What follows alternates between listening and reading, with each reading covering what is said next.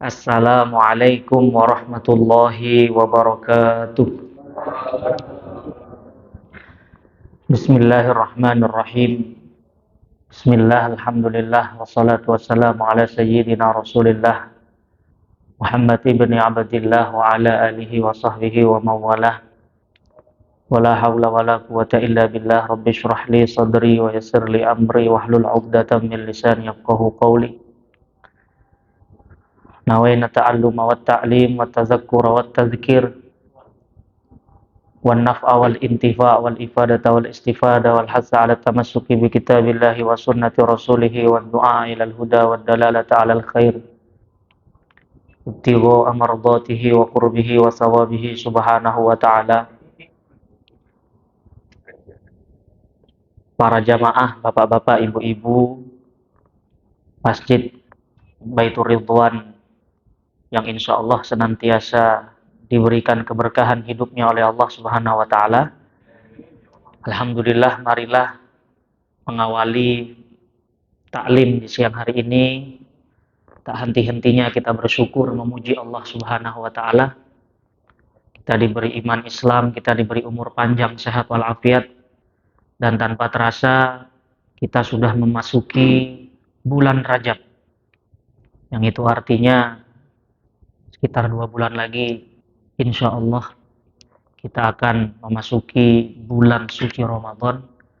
Maka di antara doa yang diajarkan baginda Nabi Sallallahu Alaihi Wasallam untuk banyak dibaca di hari-hari ini adalah Allahumma barik lana fi Rajab wa Sya'ban wa ballighna Ramadan. Ya Allah, berkahilah kami di bulan Rajab, berkahilah kami di bulan Sya'ban, dan sampaikanlah usia kami hingga masuk ke bulan suci Ramadan. Amin ya rabbal alamin. Salawat serta salam semoga tercurah limpahkan kepada junjungan kita baginda besar Nabi Muhammad sallallahu alaihi wasallam. Baiklah Bapak Ibu yang dimuliakan Allah, seperti biasa Kamis keempat di setiap bulan kita akan melanjutkan kajian ilmu fikih kita. Jadi ilmu fikih itu adalah ilmu yang mempelajari tentang tata cara ibadah, muamalah, dan hal yang berkaitan dengan hablum minallah dan hablum minan nas. Mengapa kita tata cara ibadah kita harus merujuk ke dalam ilmu fikih, ke kitab-kitab fikih yang ditulis oleh para ulama?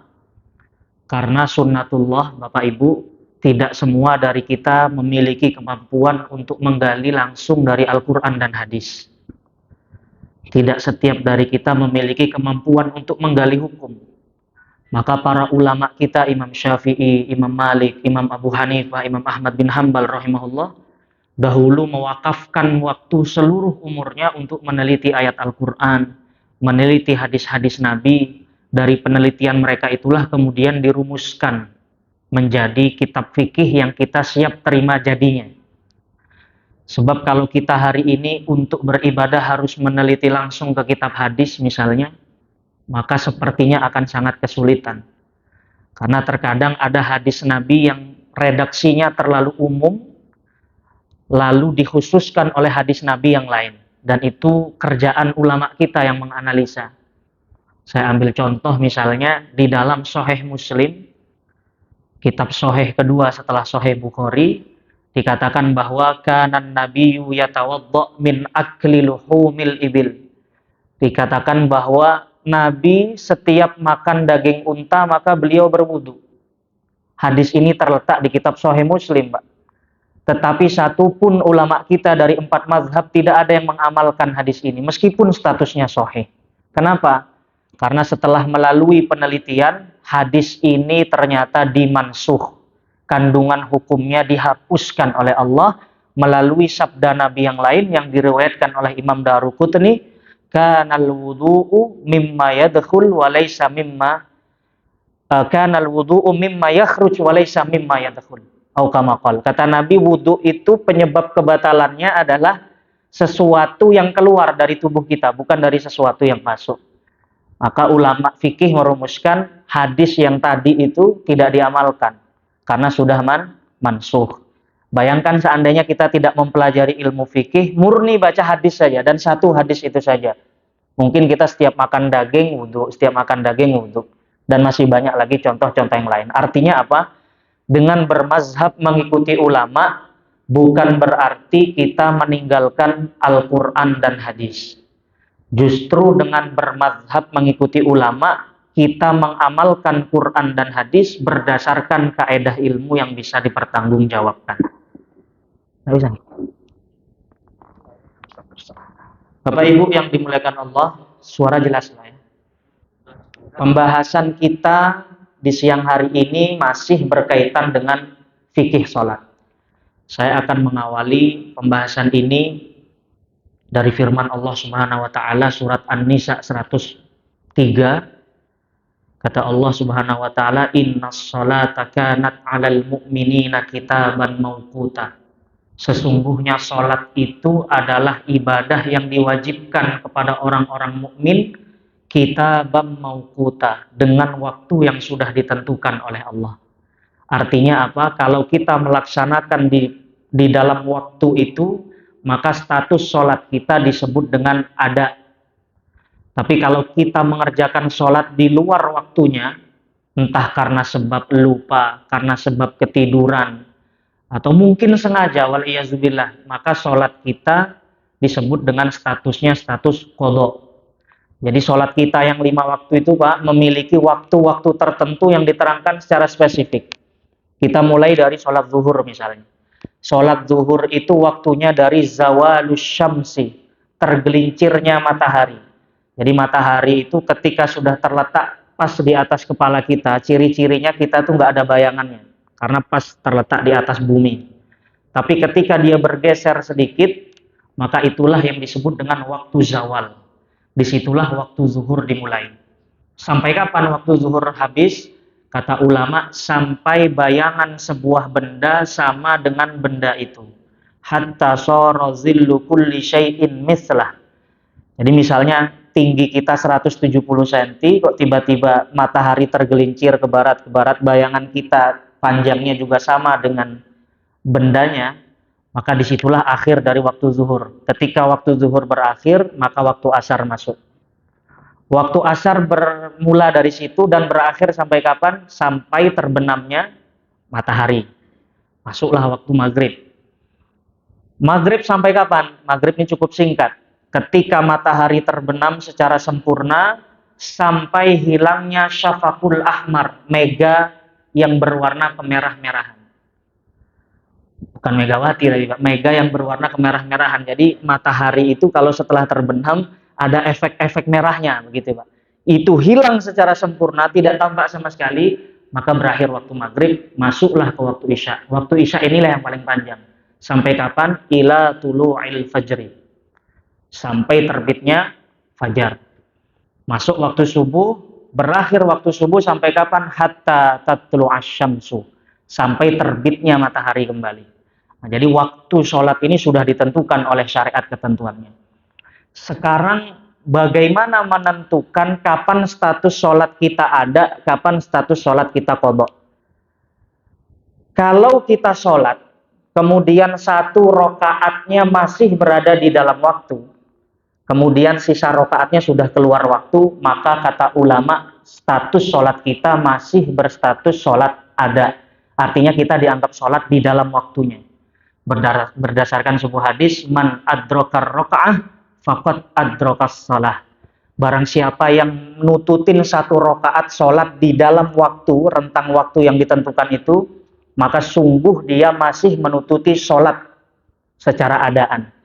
Tapi kalau nggak sampai sempurna satu rokaat, semisal baru takbir Allahu Akbar, kita baca Al-Fatihah, kita sholat zuhur, tiba-tiba adzan asar.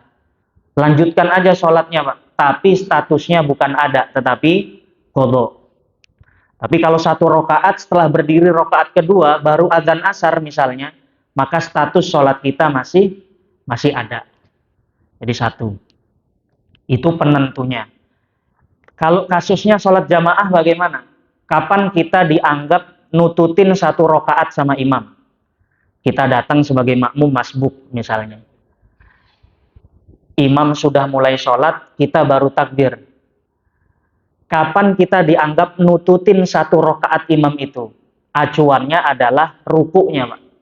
Jadi kalau kita takbir Allahu Akbar, kemudian imam dalam posisi ruku, kita datang setelah takbiratul ihram, kita langsung ruku, nututin imam ruku dalam kadar tumakninah ukuran subhanallah. Kemudian imam i'tidal, sami Allahu liman hamidah, sami Allahu liman hamidah, maka kita dianggap ngikutin satu rakaat itu. Beda kasus kalau kita takbiratul ihram, kemudian kita turun untuk ruku, imamnya sudah i'tidal. Kita ruku begini, imam ruku, kita takbir, kita ruku, imamnya begini. Sami Allahu liman hamidah. Maka kita dianggap nggak nututin satu rakaat itu. Artinya apa? Nanti berdiri lagi. Oke. Ketika imam salam, nanti berdiri lagi. Nah, ini yang banyak tidak teliti di sini, Pak. Jadi jangan sampai kita nggak nututin satu rakaat, tapi salamnya ngikutin imam. Nah, ini kurang jadi sholat kita. Nah, inilah kita pentingnya belajar ilmu fikih. Jadi ingat-ingat aturannya. Kalau dianggap sholat jamaah gimana ukurannya, Pak Ustadz? Jadi kapan kita dianggap nututin sholat jamaah? Sholat jamaah ini kan fadilahnya besar, Mak. 27 dibanding sholat sendiri. Kata ulama, malam yusallim taslimatal ula. Kita dianggap berjamaah selagi imam belum salam yang pertama. Jadi misal imam lagi tahiyat akhir, kita masih takbir Allahu Akbar, takbiratul ihram, kemudian turun Allahu Akbar, masih nututin tahiyatnya imam yang terakhir, belum salam, maka kita dianggap nututin sholat berjamaah. Beda halnya ketika kita takbir imam salam, nah, berarti udah enggak. Sekarang kasusnya begini, sholat Jumat.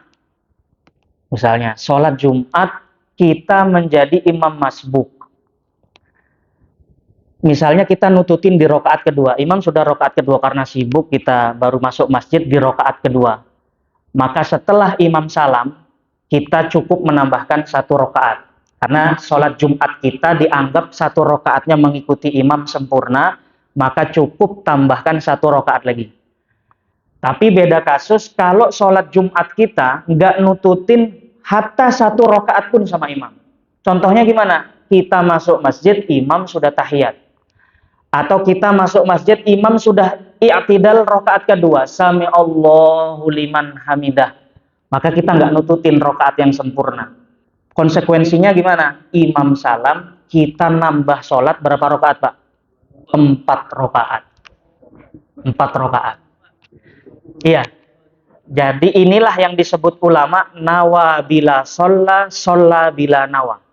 Ada sholat yang kita niatnya A, tapi sholatnya B.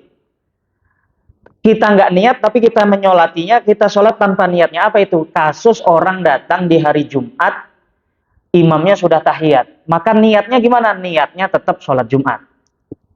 Tapi bila sholat, tapi dia dalam realitanya nggak sholat Jumat, berdirinya nambah 4 rokaat. Karena dia belum 1 rokaat bersama imam. Yang disebut nawa bila sholat bila nawa. Kita niatnya sholat Jumat, tapi realitanya kita berdiri untuk sholat zuhur 4 rokaat. Jadi itu Pak Nih acuannya. Kalau kita telat sholat Jumat masih nututin 1 rokaat, acuannya maksimal adalah rukuknya imam, maka kita dianggap ikut sama imam cukup tambah 1 rokaat. Tapi kalau kurang dari itu, sempurnakan dengan sholat zuhur. Karena sholat Jumat kita dianggap tidak sempurna. Syarat sholat Jumat itu berjamaah. Nah itu yang ingin saya tegaskan. Kenapa? Kalau sholat id tetap. Karena sholat id bukan pengganti apa-apa. Dia sholat yang berdiri sendiri. Tetap 2. Kalau sholat Jumat ini kan dianggap sholat zuhur yang dikosor, gitu loh. Jadi ketika intinya nggak dapat, Jumatnya nggak dapat, maka dia kembali ke hukum asal. Secara gerakan rokaat kembali ke sholat zuhur. Jadi itu. Sampai di sini bisa dipahami Pak G? Gimana?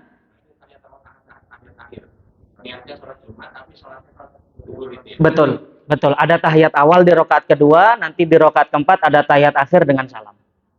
Itu prakteknya. Tapi insya Allah karyawan di sini aman, karena tepat waktu semua, Pak. Tepat waktu. Apalagi Jumatnya kan jam 1.15, kan. Seringnya kan begitu. Insya Allah tepat waktu, nggak ada yang telat. Ini untuk masjid-masjid di luar, gitu ya.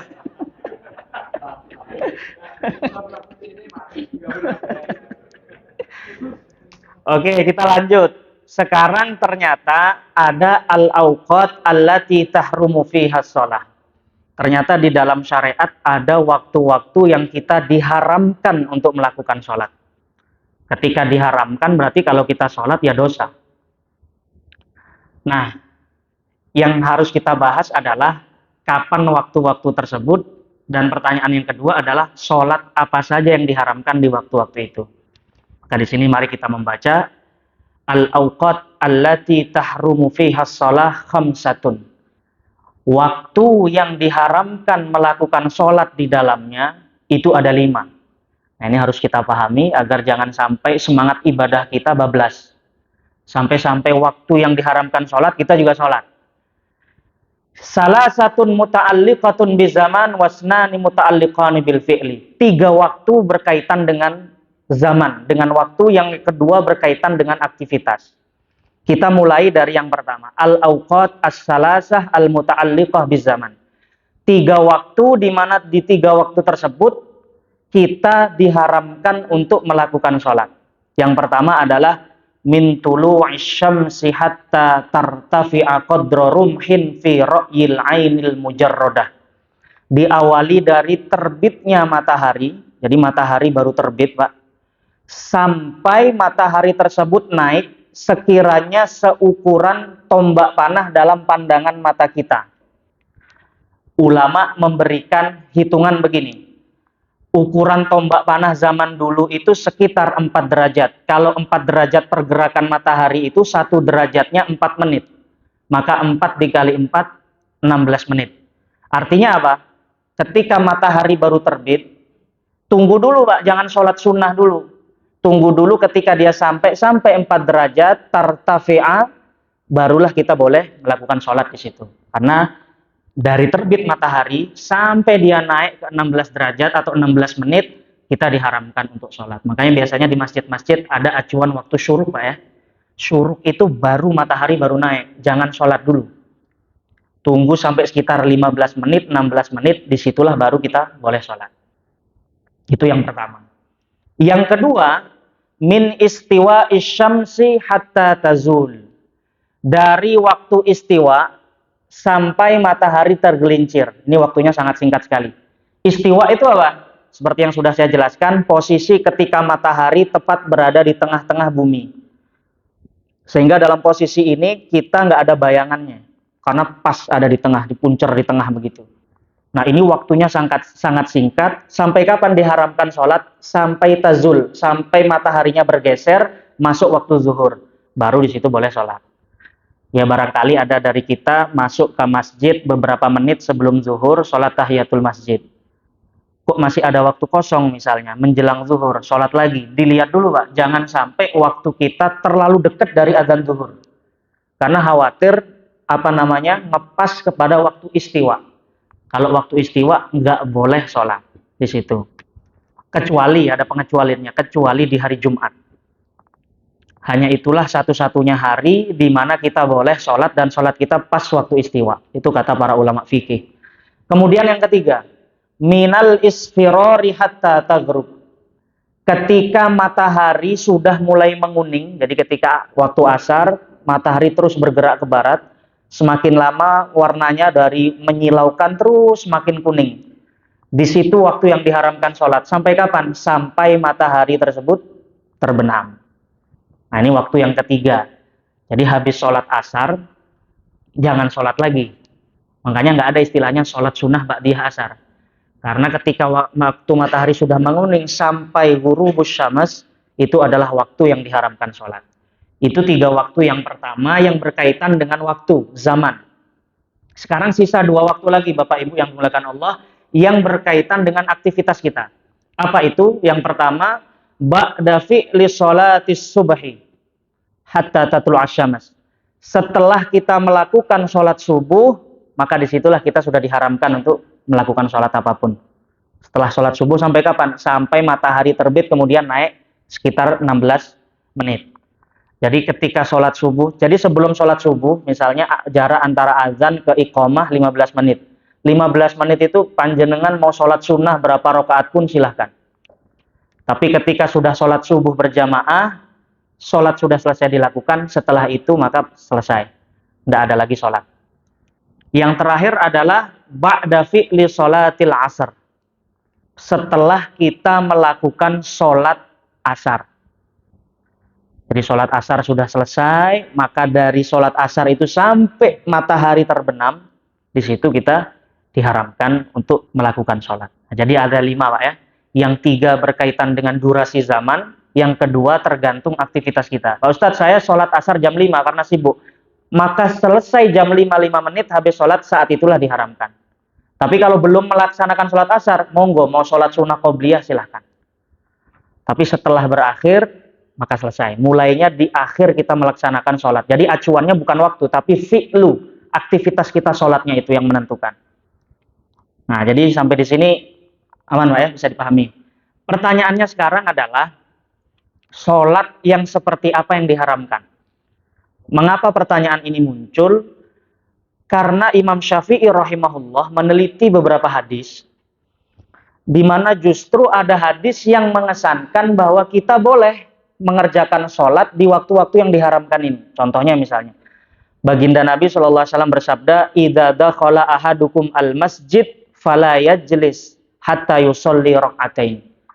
Kalau salah satu di antara kalian masuk ke dalam masjid, maka jangan duduk dulu sampai dia melakukan sholat 2 rakaat. Sholat apa yang dimaksud ini, Pak? Sholat tahiyatul masjid. Hadis Nabi yang ini bersifat umum. Bagaimana kalau kita masuk ke dalam masjid di waktu yang diharamkan itu? Kita sudah sholat asar, kemudian keluar, masuk kita lagi ke masjid. Boleh nggak kita melakukan sholat tahiyatul masjid? Nah, maka disinilah ulama melakukan jam'u bainal adillah, mengkompromikan dalil-dalil yang ada. Kalau melalui dalil yang pertama diharamkan, tetapi melalui dalil yang satunya justru diperintahkan oleh baginda Nabi untuk sholat. Maka kata Imam Syafi'i rahimahullah, boleh melakukan sholat yang memiliki sebab yang mendahului sholatnya. Saya ulang lagi, boleh melakukan sholat yang memiliki sebab di mana sebab itu mendahului sholatnya. Saya kasih contoh. Sholat tahiyatul masjid itu penyebabnya adalah kita masuk masjid. Duluan masuk masjidnya apa sholatnya, Pak? Masuk masjidnya, maka sholat yang seperti ini boleh karena penyebabnya mendahului sholatnya. Inilah yang disebut dengan sholat laha sababul mutaqaddim. Sholat yang memiliki penyebab yang penyebabnya ada lebih dahulu, maka boleh meskipun ba'da asar. Jadi kalau kita masuk masjid ba'da asar mau sholat tahiyatul masjid boleh, karena sholat sunnah tahiyatul masjid itu penyebabnya lebih dulu dari sholatnya berdasarkan hadis yang tadi. Jangan duduk kalau kamu masuk masjid sampai kamu sholat 2 rakaat. Contoh lagi, sholat sunnah wudhu. Sholat sunnah wudhu itu adalah sholat sunnah yang dianjurkan kapanpun kalau kita wudhu. Misalnya kita lagi istirahat, ngambil wudhu, maka sholat sunnah wudhu 2 rakaat. Pertanyaannya wudhunya dulu apa sholatnya dulu? Wudhunya dulu, maka boleh sholat yang seperti ini. Jadi sholat-sholat sunnah yang penyebabnya terlebih dahulu dari sholatnya, dia boleh dilakukan meskipun di 5 waktu yang diharamkan. Yang kedua, sholat yang boleh dilakukan adalah zatus sabab al-muqarin. Sholat yang memiliki sebab, yang sebabnya itu berbarengan dengan sholatnya. Contoh, habis asar terjadi gerhana. Habis asar terjadi gerhana. Jam 4:30, tiba-tiba pemerintah mengumumkan gerhana. Maka kita disunahkan untuk melakukan sholat gerhana. Nah, tapi kan ba'da asar Pak Ustadz, kan diharamkan. Kita katakan tidak haram. Kenapa? Karena sholat gerhana itu sholat dengan gerhananya bareng. Jadi bukan gerhana dulu, gerhana habis baru kita sholat. Malah nggak sah sholatnya. Kita sholat sunnah gerhana ketika gerhananya masih ada. Itu namanya penyebabnya berbarengan dengan sholatnya. Maka yang seperti itu boleh. Yang tidak boleh yang bagaimana Pak Ustadz? 2. Yang pertama, sholat yang penyebabnya berada belakangan setelah sholatnya. Itu yang nggak boleh. Saya ulang lagi, sholatnya dulu, baru setelah sholat penyebabnya datang. Apa contohnya Pak Ustadz? Di sini disunahkan sholat sunnah istikharah. Kita istikharah itu, Pak, tujuannya untuk meminta doa kepada Allah. Kita punya hajat, punya pilihan, ya Allah mana yang terbaik berikan saya. Maka kita dianjurkan sholat sunnah istikharah 2 rakaat. dengan doa yang sudah diajarkan Nabi. Allahumma inni astakhiruka bi ilmika wa astaqdiruka bi qudratik ila akhirih. Pertanyaannya, sholatnya dulu apa doa istikharahnya dulu? Sholatnya dulu. Berarti sebabnya yaitu istikharah belakangan setelah sholat. Maka sholat istikharah nggak boleh di waktu-waktu yang diharamkan ini. Gitu. Contoh lagi, sholat sunnah safar. Kita kalau melakukan perjalanan, haji, umroh, atau perjalanan mudik keluar kota, disunnahkan untuk melakukan sholat sunnah 2 rakaat, sholat sunnah safar. Pertanyaannya, sholatnya dulu apa perjalanannya dulu, Pak? Sholatnya dulu apa perjalanannya dulu? Sholatnya dulu. Jadi sebelum berangkat, kita disunnahkan sholat. Mau berangkat haji, kita sholat sunnah safar dulu. Berarti penyebab sholat itu belakangan apa duluan? Belakangan. Karena kita sholat dulu, baru penyebabnya datang, yaitu safar. Yang seperti ini nggak boleh dilakukan di waktu-waktu yang diharamkan. Dan lain sebagainya. Sholat sunnah, hajat, dan lain sebagainya. Itu yang pertama yang nggak diperbolehkan. Yang kedua, sholat sunnah mutlak. Sholat sunnah yang memang tidak memiliki waktu. Ya kepingin sholat aja, mendekatkan diri pada Allah. Nah, sholat yang mutlak seperti ini yang nggak boleh dilakukan di 5 waktu yang diharamkan. Ini namanya sholat sunnah mutlak. Kalau qadha sholat gimana Pak Ustadz? Kalau sholatnya fardu, maka boleh. Kemarin nggak sholat zuhur karena lupa, ketiduran. Mau diqadha sekarang karena ingat habis asar, maka boleh. Sebab mengqadha sholat fardu, bukan sholat sunnah. Kemudian contoh lagi, sholat yang diperbolehkan habis asar misalnya. Sholat jenazah. Hukumnya apa sholat jenazah Pak? Sunnah apa fardu? Sunnah apa fardu? Fardu kifayah. Jadi sholat jenazah itu hukumnya fardu kifayah. Apa artinya fardu kifayah Pak Ustadz? Diwajibkan bagi komunitas itu harus ada satu yang melakukan. Kalau tidak ada yang melakukan di satu kampung, di satu desa, maka semua penduduknya dosa. Itu namanya fardu kifayah. Karena sholat jenazah itu fardu, maka dia boleh dilakukan ba'da asar, ba'da subuh, boleh. Nah, jadi itu Pak Nge. Jadi tidak semua sholat diharamkan di 5 waktu ini. Disinilah hebatnya ulama kita meracik hadis-hadis yang ada sehingga muncul kesimpulan fikih seperti itu. Nah, kemudian yang terakhir yang dibahas di kitab ini, bagaimana hukmus sholah waktu khutbatil Jum'ah. Kita sholat di hari Jumat ketika khotib sudah melakukan khutbah. Sering nggak tuh Pak? Kita masuk masjid, kemudian khotib sudah naik ke mimbar, alhamdulillah, ittaqullah. Bagaimana sholatnya? Di sini kata ulama, idza sha'idal khatibu 'alal mimbar harumatis sholatu bil ijma. Ketika khotib sudah naik ke atas mimbar meskipun belum khutbah, dalam kasus yang azan 2 kali kan salam dulu baru duduk, belum khutbah. Haram sholat saat itu bil ijma. Ayyang kanat walau kanat qadhaan, meskipun sholatnya sholat qadha. Artinya ketika masuk khotib sudah ada di atas mimbar, ya sudah, nggak usah sholat apa-apa, meskipun sholatnya fardu yaitu qadha. Kecuali ulama mengecualikan satu sholat, yaitu apa? Illa sunnata tahiyatil masjid. Kecuali sholat sunnah tahiyatul masjid, itu pun ada syaratnya.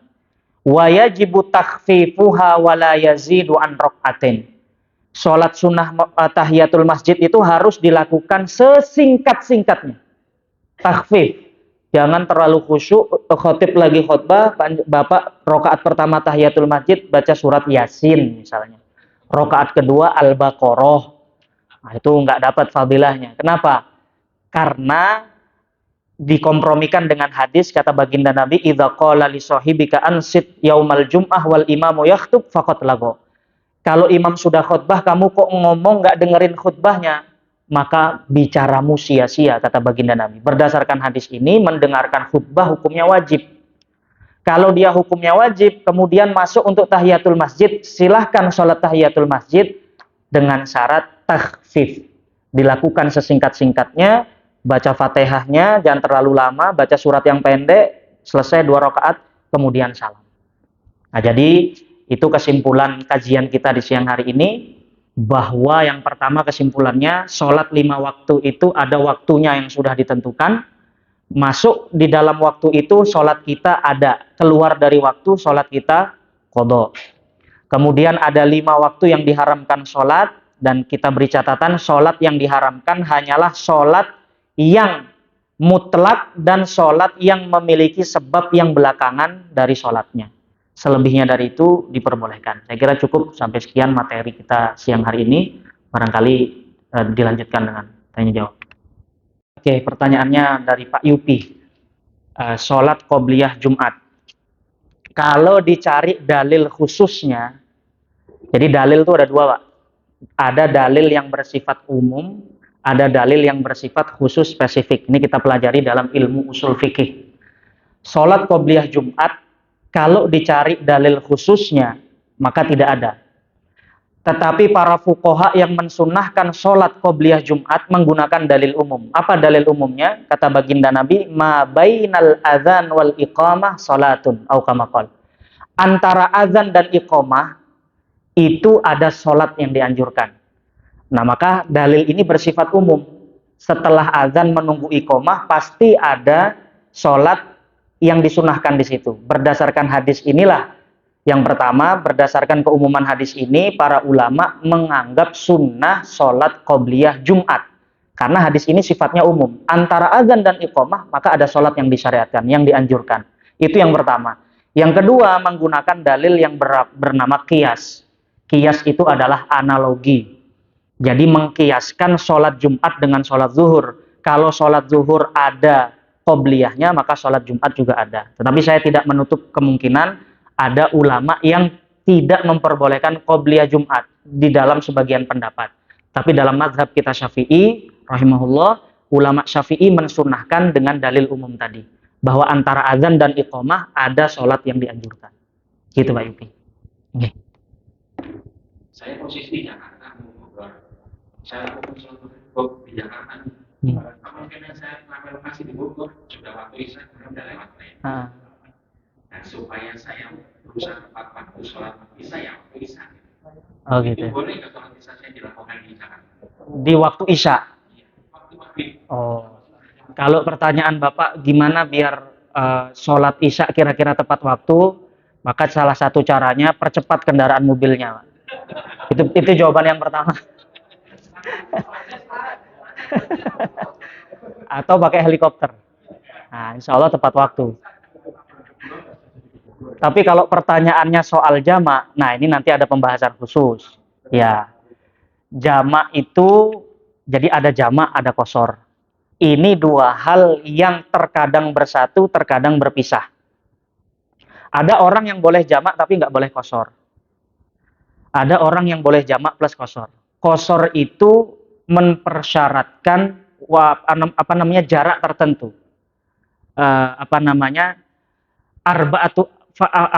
Empat farsakh. 4 farsakh. Kalau dikonversikan oleh Syekh Wahbah Zuhaili, 4 farsakh itu kurang lebih 85 km. Kira-kira sini Bogor sampai 85 km enggak? Enggak. Enggak nyampe ya? Enggak, kalau di Google Map kan sudah kelihatan. Enggak sampai. Berarti qashar enggak boleh, Pak. Qashar enggak boleh. Tetapi jamak, ulama sebagian memperbolehkan menjamak sholat meskipun safarnya tidak mencapai masafatul qasri. Nanti kita boleh menjamak. Tapi dengan syarat, menjamak sholat itu nggak boleh di tempat tinggal kita.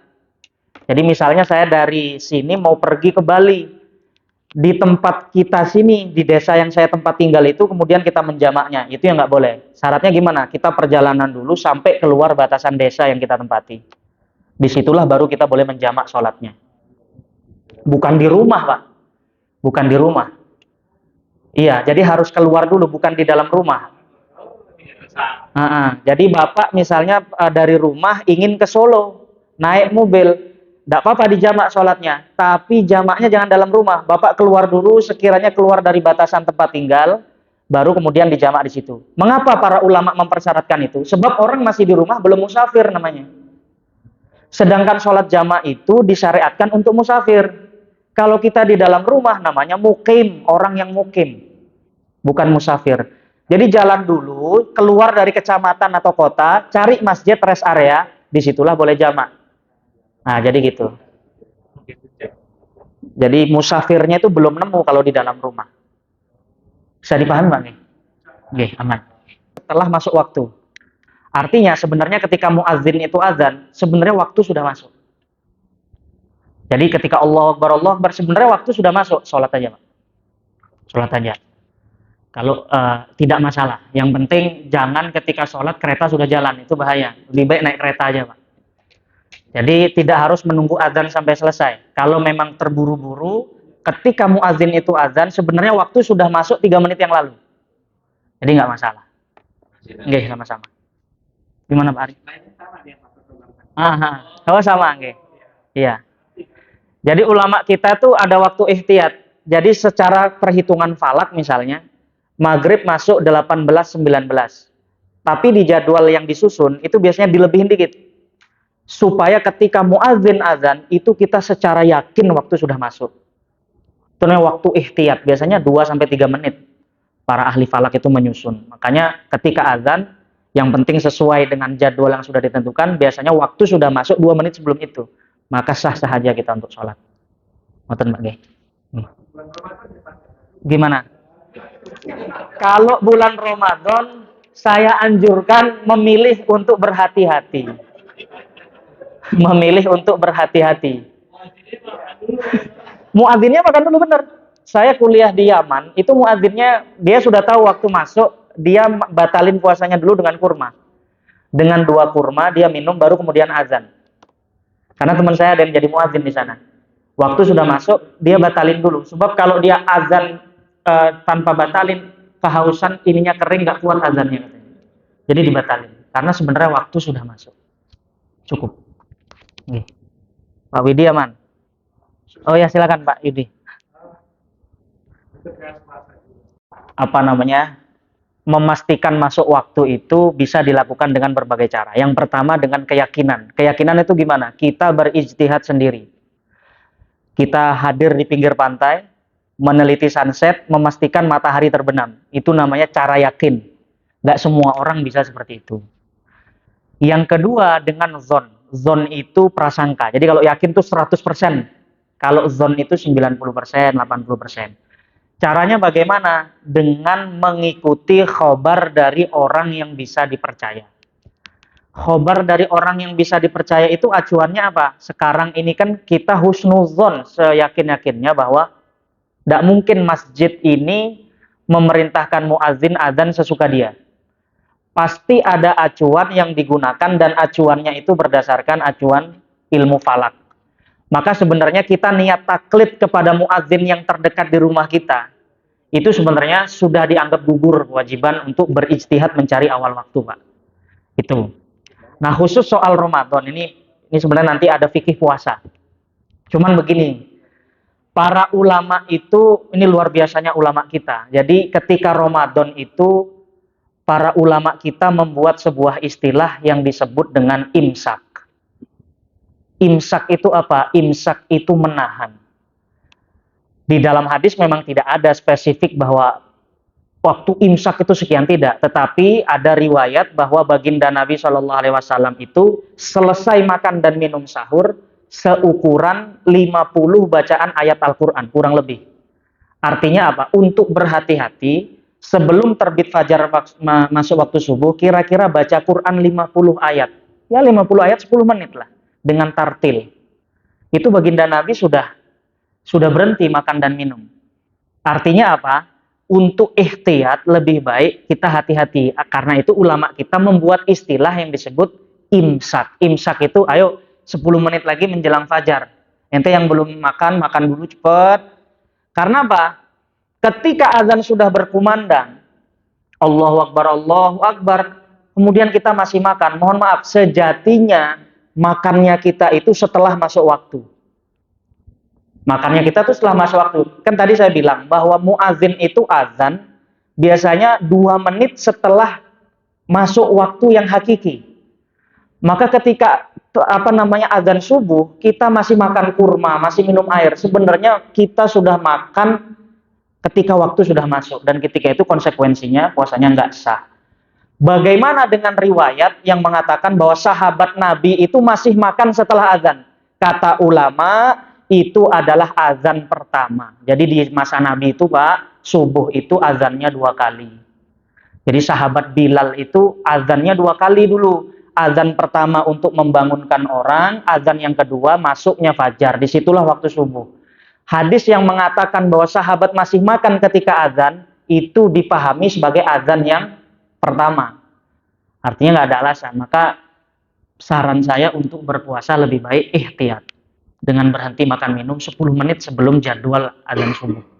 Tapi kalau memang darurat, baru bangun ketika waktu imsak, ya makanlah cepat-cepat.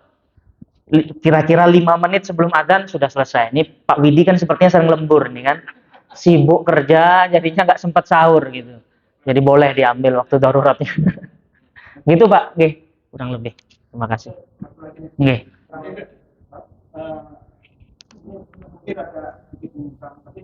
Pernikahan. Oh, kirain pernikahan. Ah. Waalaikumsalam warahmatullahi wabarakatuh. Dahulu mana tahajud sama witir? Oke. Sholat witir itu fungsinya menutup sholat sunnah, Pak.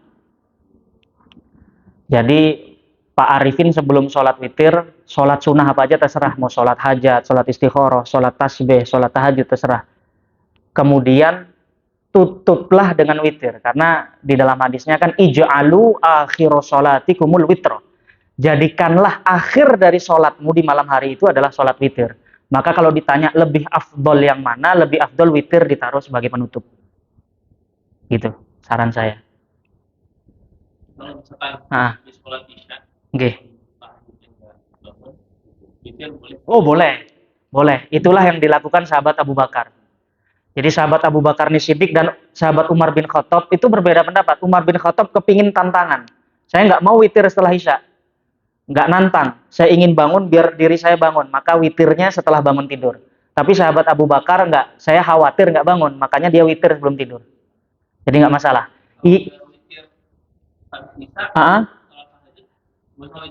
Nggak usah witir lagi. La witroni fi lailah. Tidak ada 2 witir dalam satu malam.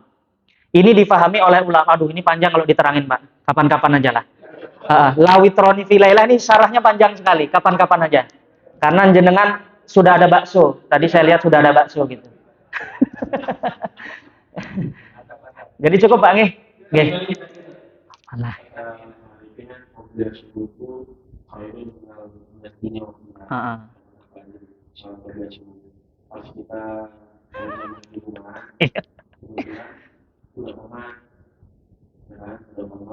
Oke. Oh, menarik ini. Menarik. Nah, ini pertanyaan penting ini. Dijawab bulan depan apa sekarang?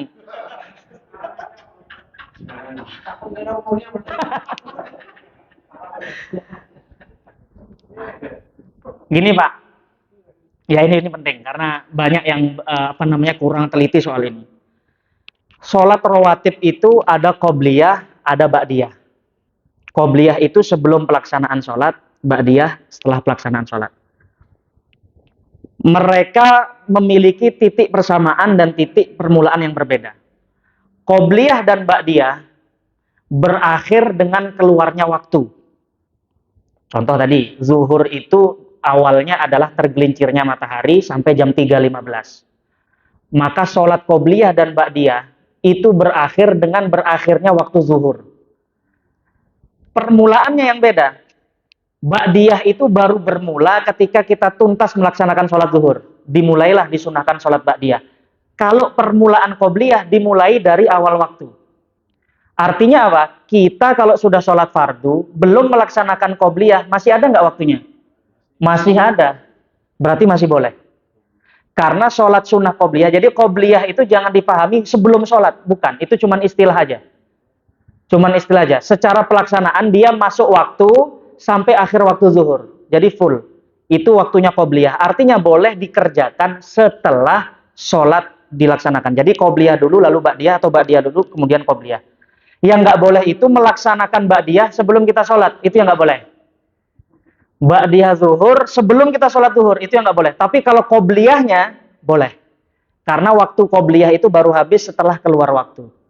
Jadi boleh. Jadi nggak sempat sholat sunnah fajar 2 rakaat imam sudah qomat, setelahnya berdiri untuk sholat qobliyah. Jatuhnya bukan qadha, Ustaz.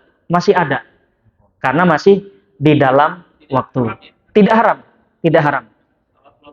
Tidak haram. Makanya kita jangan suudzon kalau ada orang habis subuh berdiri, wah ini nggak tahu nih yang waktu yang diharamkan. Belum tentu, Pak. Jangan suudzon. Bisa jadi dia melakukan qobliyah subuh yang belum sempat dilakukan. Jadi gitu. Sudah ini paling terakhir Pak Widi bulan depan ini. Ini paling terakhir. Cukup Pak ya? Mari kita tutup dengan membaca doa kafaratul majlis. Mudah-mudahan ilmu yang kita dapat menjadi ilmu yang bermanfaat. Subhanakallahumma wa bihamdika asyhadu an la ilaha illa anta nastaghfiruka wa natubu ilaik. Assalamualaikum warahmatullahi wabarakatuh.